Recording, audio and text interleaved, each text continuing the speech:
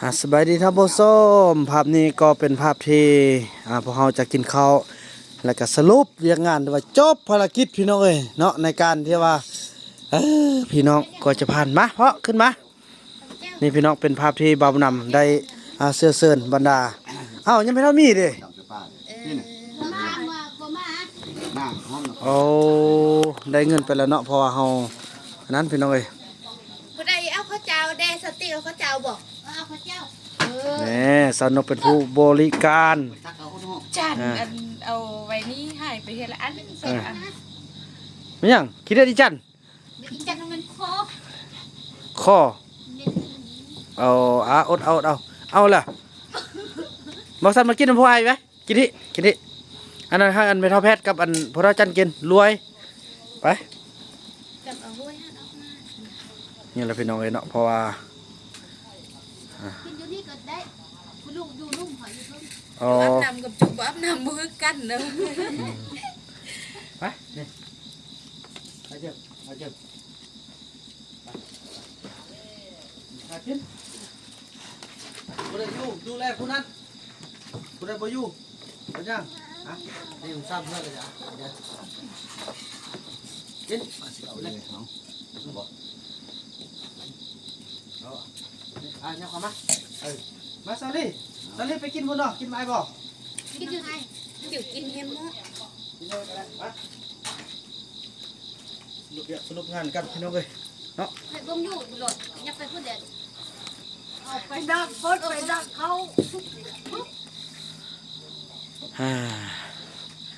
เดี๋ยวดูแลคนที่ยืนเห่าพี่น้อยพอได้บ่อยู่ก็ย่ามันเมื่อยพี่น้อยเนาะเมื่อนี้ก็ถือว่าแต่ละคนก็เฮ็ดเวียกเฮ็ดงานได้พี่น้องเอ้ยเราเมื่อยบัวให้ยาสิก็สิเมื่อยได้เงินไปพุ่นละ50,000กีบเนาะเฮ็ดน้อยนึงอ๋อแล้วมีแล้วเนาะใส่ข้าวเจ้านี่ก็ได้นะให้ยาให้ยังเนาะแม่นใส่ถุงมือแล้วก็เจ้าเป็นหมดแล้วเด้มื้อนี้ก็ได้ต้องได้จัก4-500ท่งพุ่นน่ะเฮาก็ได้ไปหาไปเติมแม่นแหละกินข้าวกันพี่น้องเอ้ยนี่เพชรเจอล่างมือแล้วเอาบอกภาษาพวกน้องเลย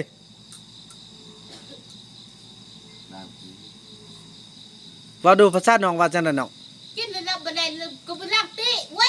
โอ้ล้างตีมันก็บ่จ้อยล้างตีอย่างแซ่บ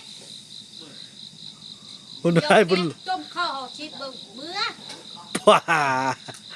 สติกเห็นหายขนาดนี้บ่ล้างตีอันโอ้ตีนี่มันภาษาเราถึงเด้ตีมันมือตีมันมือพี่น้องมื้อนี้ก็ได้เฮาก็สิได้มันกินข้าวกินน้ำแล้วก็สรุปกันเวียกงานเนาะเดี๋ยวได้เบิ่งทางซ่องใหญ่พี่น้องว่าเวียกงานเฮาเป็นยังก็คือเกี่ยมจัดการในการที่กวดเนาะกวดอันกาทางสาธารณสุขแขวงเมืองเพิ่นสิลงมากดอยเนาะในการผลิตพี่น้องเอ้ยอันว่าสำเร็จแล้วก็มันจะเฮาก็จบภารกิจพี่น้องเอ้ยเนาะถือว่าได้ค่ายาถูกต้องตามกฎหมายมาไอ้เฟื่องมาเข้ามากินข้าวแกงปลาพี่น้องเอ้ยเนาะกินเด้อกินรสเจ้าบ่ล้างมือเอาไปซิมแล้วมันเบื่อผู้ทักอายบ่ได้นั่งล้างของนึงเขาเอากินทางนี้อันนี้กินตัวนั้นมีกินตัวนี้อยู่ลุ่มโอ้ต้นอยู่ลุ่มนี่เขาน้องคิดว่าโอ้พี่น้องเลยที่นี่บ่กินวันนี้กินคนละอันเลยเนาะเจ๊เลยตอนนี้จะกินมาเลยกินอีกมากินไปเพื่อนไปนะตับคุณเท่าบ่ให้กินเด้อกินแล้วมันสิเป็นพยาธิโอ้ไปใส่ผมมีเนาะอย่าบัดเมื่อเราทำง่วงไปใส่คุณเท่าเลยเด้อตอนมื้อนี้เฮามีเวียกได้จะได้เฮากินแต่ช่วยเอาเนาะไปพี่น้องเลยกินข้าวมาเอามากินข้าวสนุกบ่ใส่ป้อมใส่พร้อมกันแล้วบ่ใส่ให้นางปล่อยหนุ่มอันนี้แหละมันคือนางมอมไม่ทับเนี่ย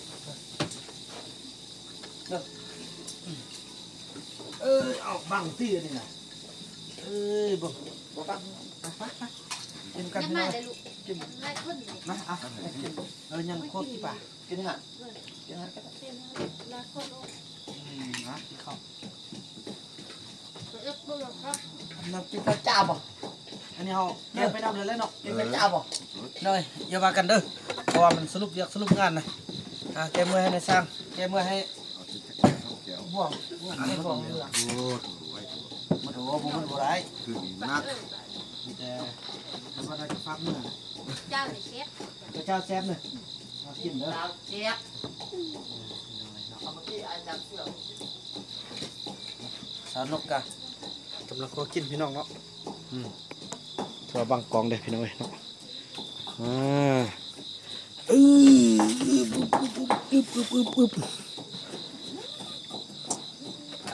เธอพี่น้องเป็นภาพที่อบอุ่น คนไล่เนาะ แม่นละ กินข้าวแซ่บเลย อบอุ่นพี่น้องเป็นภาพที่อบอุ่น นั่งไหม มากินมากินมามากินเดี๋ยวเฮานะ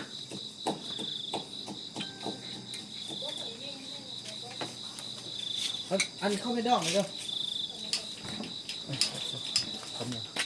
บ่มีอันนั้นปากเนาะ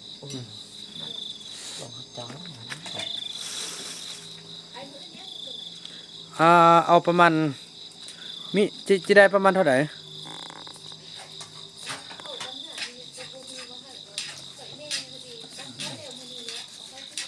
โอเคมื้ออื่นมาเลยเอาจวนผู้ชายผ้ามื้ออื่นน่ะผ่านจะมีสองคนไปสองคนพอคนหนึงปอกคนหนึงปักเอาคนหนึงผ้า เพิ่นยิงกันครับ ได้หมดเลยท่านแล้ว สักข้อน พอเราไปเกี่ยวข้าว เพิ่นก็พวกเรา ไม่ร้องแล้ว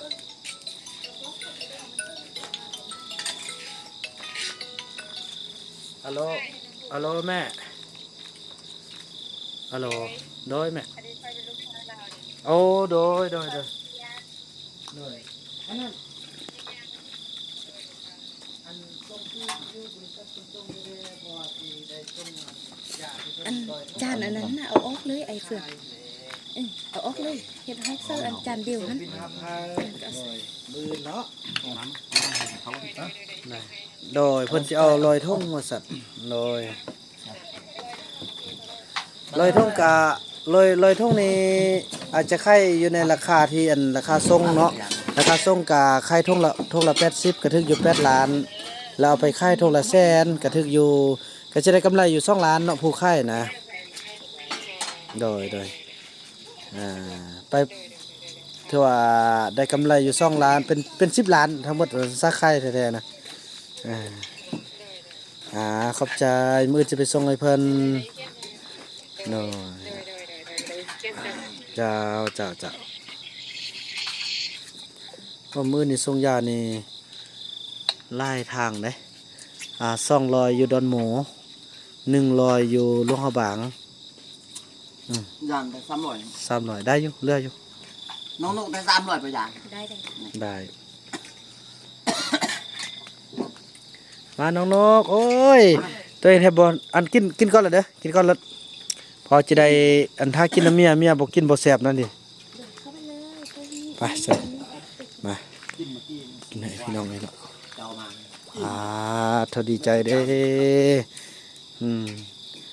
แต่ละมื้อเนี่ยแต่ละมื้อพากันขึ้นมากินข้าวพี่เด้อตอนแรกเด้อไอ้สิเอิ้นดอกมื้อนี้พอมื้อใดเขาเจ้าเฮ็ดเวียกแล้วเขาจะได้เอิ้นกินข้าวนำกันพี่น้องเอ้ยเนาะคันว่าเนี่ยเห็นบ่อย่าพากันไปป้ายึดไม้น้ำเด้อไปป้ามื้อไอ้เงาก็ที่ชอบนี่น้องสิไปไต่ปูแหละอีนี่เธอเอาไปเครื่องบักเลยไล่บักหมดนัก คุณนึงแม่นจักสาวไปหลู่น้องๆหนูยกบ่ขึ้น สิไปไล่ยัง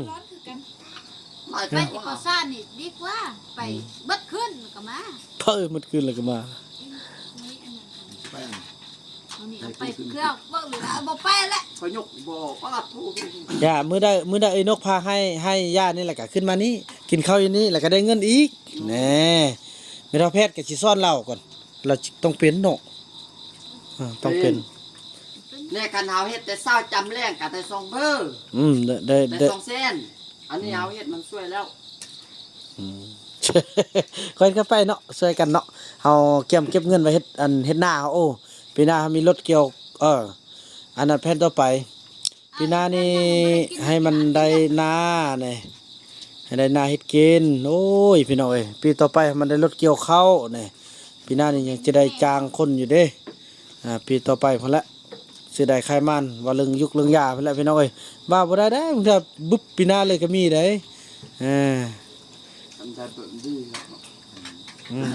โยกมาแล้วเขาสนุกสักขยันสักได้ แม่น